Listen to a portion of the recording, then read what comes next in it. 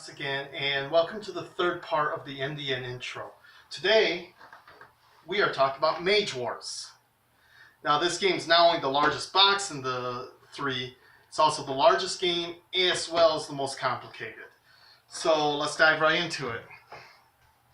In Mage Wars, you're playing as a mage, and each mage will have some special abilities and whatnot. And you get to cast spells, cast equipment, there's enchantments, and critters. All of which we'll cover when we start covering characters. It's going to be a little different with this game, though, as the cards are not just attached to the characters. They're actually more attached to elements.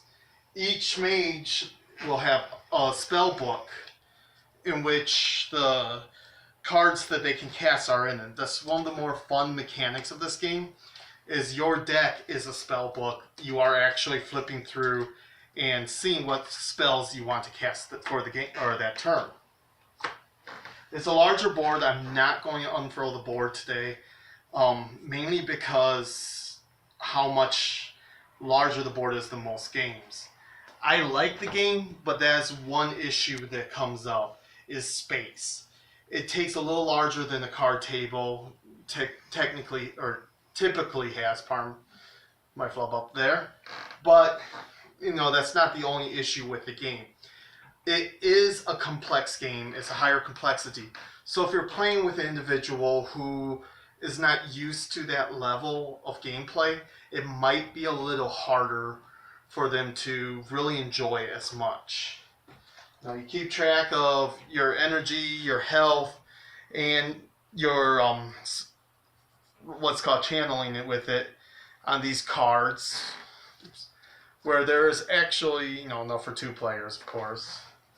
And if you look in here, there is a bunch of fun effects and dice to keep track of. If you don't mind the complex game, in a mage versus mage kind of game, it is amazing. It captures those old dungeon crawls. It captures that old role-playing feel. And a little bit of what I loved about old games or fantasy games, period. But it does it in such a way that it really lets you think about what you're doing. You get to build your deck and kind of focus on how your character is. And that in itself is its biggest benefit, is it really lets you be the character. And I can't wait to talk about it. I'm kind of using it as a way to force Naz into playing it with me.